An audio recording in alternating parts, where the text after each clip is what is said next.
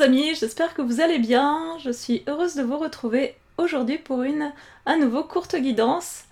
Je sens que ça va être très joyeux, il y a quelque chose de très joyeux aujourd'hui et qui n'est peut-être pas que dans le beau temps. Alors, je vais tirer les cartes d'un jeu qui s'appelle... Ah oui, je vais vous le montrer ici, c'est... Destin sacré de Denise Linn, et ce sont de belles cartes avec des animaux, des paysages, et c'est assez chouette. Il y a des messages assez efficaces, enfin que je trouve efficaces en tout cas, et une petite description de la carte qui est toujours très poétique, et il est, je trouve, facile à aborder. Je vais donc vous tirer deux cartes ce soir, et la première, eh bien, c'est... Ah oui, elle est vraiment très agréable, alors je vais bien la montrer. Ça vaut le détour, c'est des dauphins qui se baladent en liberté et il y a un seul mot écrit dessus, c'est bonheur. Et moi, quand je vois un message comme ça, eh ben, je sais pas vous, mais ça me file tout de suite la patate. Que nous dit cette carte bonheur ce soir? On va demander. Bonheur, ce serait vraiment un mot qu'on pourrait écrire dans toutes les langues, au premier rang du dictionnaire, on n'y pense pas assez. Et c'est toujours très inattendu de se retrouver confronté au bonheur alors qu'on a l'impression d'être dans une vie de marasme. Non, je plaisante. Ce que je veux dire, c'est que tout le monde n'a pas l'impression d'avoir une vie de marasme, mais c'est vrai que nous pouvons avoir l'impression de vivre des formes de pression, des formes de stress, des formes d'abandon à la solitude par moments, et que nous perdons tout à fait le sens de ce que nous voudrions pour nous tout de suite dans notre vie. Donc cette carte bonheur, elle vient nous indiquer que malgré les obstacles qui sont sur notre route, le bonheur c'est pas seulement une petite carte qu'il faut tirer de sa manche de temps en temps, c'est quelque chose qu'on devrait afficher en grand tous les jours, l'afficher au-dessus de notre lit, au plafond, et se dire tiens, quelle place je veux accorder au bonheur tout de suite, dès ce matin dans ma journée, quelle pensée réjouissante je peux avoir pour moi-même, car nous sommes dans des vies un petit peu sous pression, en tout cas moi je trouve. C'est vrai que j'ai eu le bonheur justement de voyager dans ma jeunesse et j'ai pu constater que tout le monde ne vit pas à la même échelle les grands tremblements de la vie, dans le sens où on est bien sûr toujours traumatisé par des événements extrêmement graves, mais des fois on peut être pris complètement dans le flot des pensées, des tâches, des conceptions du bonheur qui nous assaillent, et on a l'impression que le bonheur n'est pas pour nous. Donc j'aimerais dire que... Enfin, on aimerait vous dire que le bonheur est vraiment à la portée de chacun en théorie, et c'est là où le bas blesse, car la théorie n'est pas toujours à la hauteur de la réalité qui fait notre lot du quotidien. Nous allons tirer une seconde carte pour fournir une petite explication à cette entrée en matière. Ah ah! Abondance est une très jolie carte également. Voilà, je vous la montre bien, c'est un champ de fleurs. On va lui demander ce qu'elle nous raconte tout de suite. Alors, abondance, c'est plein de choses. C'est sûr que nous sommes sur une terre peuplée en abondance de multiples défis, de multiples ressources, et parfois nous pouvons confondre les défis avec les ressources.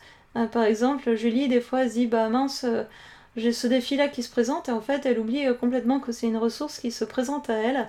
Nous nous moquons un petit peu d'elle tout de suite, mais parce que oui, en fait, il y a parfois des ressources qui sont en fait source de richesse, source d'épanouissement, source de revenus, et on a l'impression que c'est une charge parce que on se sent débordé, on ne sait simplement pas comment la gérer, cette charge qui déboule, qui arrive, ou bien il y a l'autre source de non-épanouissement.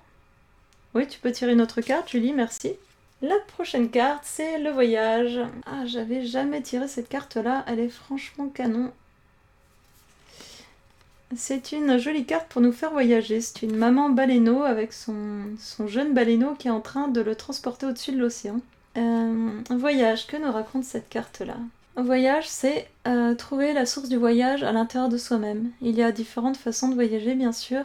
Il y a voyager à l'extérieur pour découvrir de nouveaux continents, de nouvelles façons de voir le monde, des nouvelles façons d'appréhender la vie.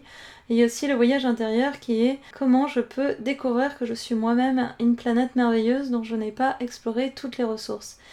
Et c'est là où on vous dit, les copains, les copines, enfin tous, que vous avez de merveilleuses ressources en vous qui sont pas toujours utilisées. Et la ressource tout de suite qu'on me propose de vous présenter aujourd'hui, c'est avant tout la ressource de « je m'aime ». Parce que si on ne s'aime pas, c'est difficile de vraiment accepter la vie autour.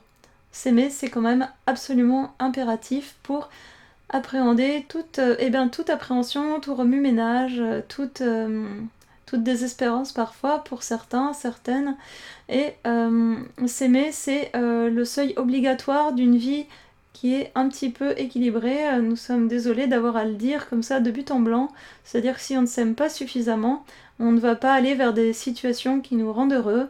On ne va pas non plus se dire que tiens, on vaut le coup qu'on se bouge les petites fesses pour se rendre davantage heureux. Ça veut pas dire qu'il faut tout bazarder du jour au lendemain, pas du tout. Parce que dans plein de situations, on peut vraiment tirer parti de ce qu'il y a et qu'on n'y arrive pas toujours. Mais s'aimer, c'est vraiment commencer à décider que nous sommes un univers à nous tout seuls et qu'il y a peut-être des talents qu'on n'a pas vus en nous, des choses qu'on n'a pas explorées, des choses qui nous font rêver et qu'on n'ose pas regarder, qu'on n'ose pas contempler parfois même.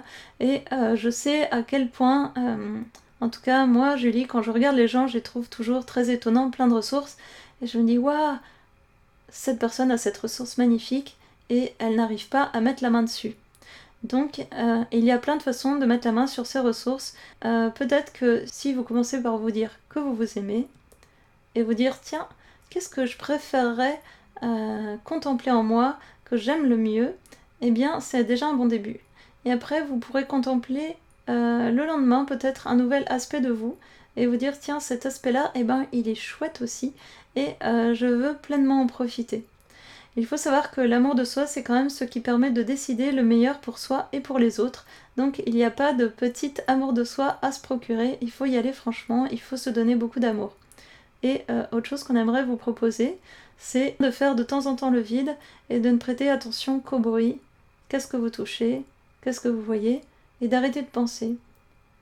Arrêter de penser, c'est aussi s'ouvrir à une forme de sérénité, une forme d'intuition. L'intuition ne peut pas du tout survenir quand on est encombré par des pensées galopantes dans tous les sens. Et alors ça, c'est vraiment difficile pour nous dans notre civilisation. On est complètement très centré sur nos pensées. Donc faire le vide, eh bien ça peut être quelques secondes par heure, ça peut être 1 minute par heure, ça peut être un peu le matin, un peu le soir, ça peut être se trouver un moment sous la douche, ou dans son canapé, ou dans le métro, ou dans le boulot, quelque chose où on contemple les choses sans jugement, sans appartenance, sans décision de notre part de faire quoi que ce soit, et petit à petit ça va renouveler votre énergie intérieure. Et il faut quand même dire que l'énergie de la Terre en ce moment, elle est ultra secouée, elle monte en vibration, fissa fissa, elle est très très active et c'est pour ça que nous sommes autant traversés parfois d'émotions. Nous ressentons des émotions fortes car nous sommes en train de beaucoup purifier notre aura, la nôtre propre et celle de tout ce qui nous entoure, car nous sommes des machines à purifier l'aura en fait, nous les humains incarnés. Donc il faut vraiment penser que ne penser à rien, c'est pas ne rien faire, c'est vous ressourcer déjà essentiellement, et ensuite trouver une forme d'intuition en vous qui ne peut pas émerger autrement. Donc c'est les 2 conseils que nous proposons ce jour pour vous. Julie a ensuite quelque chose à vous dire. Ah oui, c'est vrai, j'ai quelque chose à dire. Je vais tirer une carte pour mieux le dire. Ah, j'ai trouvé une carte intéressante pour dire ce que j'éprouvais. Eh bien, j'ai un petit chaos intérieur, je vais vous la montrer. Elle est assez intéressante. Il y a une tornade avec des papillons. Et en fait, c'est l'émotion que je ressens en ce moment. Parce que il y a des papillons qui se présentent et en même temps, d'accepter les papillons dans ma vie, c'est pas toujours facile. J'ai l'impression qu'il faut travailler plus dur, donner plus de soi, se donner plus de mal encore, que je ne mérite pas toujours les choses belles qui m'arrivent. Et je sais que c'est quelque chose qui parfois me tire un petit peu vers le bas, moi, en tant que Julie. Et le chaos guérisseur, je trouve que c'est une carte quand même vraiment sympa pour ce soir, C'est-à-dire que ben, moi aussi je suis bien secouée par l'énergie de la Terre et ce soir j'aimerais vous dire que je pense changer le nom de la chaîne, c'est pas facile pour moi parce que Isa c'est une personne qui compte tellement à mes yeux et en même temps, bien il y a beaucoup de gens déjà qui connaissent mon travail mais qui ne connaissent pas Isa, eh bien il faut que j'explique parfois pourquoi la chaîne s'appelle Isa Watt mais mon travail dessus. Je pense que je vais le faire eh bien, de manière imminente, et je sais que pour certains d'entre vous, ça va être difficile parce que je ne suis pas Isa et que je propose un contenu un peu différent, c'est des guidances un peu différentes. La prochaine fois, il y aura une guidance plus longue avec des tendances actuelles et ce sera plus proche de son travail. Il faut que voilà, j'arrive à avancer et à me dire, eh bien, merci Isa pour ce merveilleux cadeau que tu me fais de me permettre de publier et travailler avec toute la communauté que tu as créée avec toutes ces années de travail. Et nous en avons parlé l'autre jour, c'était un travail très studieux. Ouais, tu diras le contraire parce que tu diras, mais non, moi je faisais les choses pas si studieusement, mais je trouve quand même tu t'es vraiment donné du mal pour fournir du contenu très régulièrement aux gens, et ça je trouve que c'est une marque de sérieux et d'infaillibilité qui est quand même pas toujours courante de nos jours. Et c'est peut-être voilà, quelque chose que j'aimerais respecter si j'y arrive.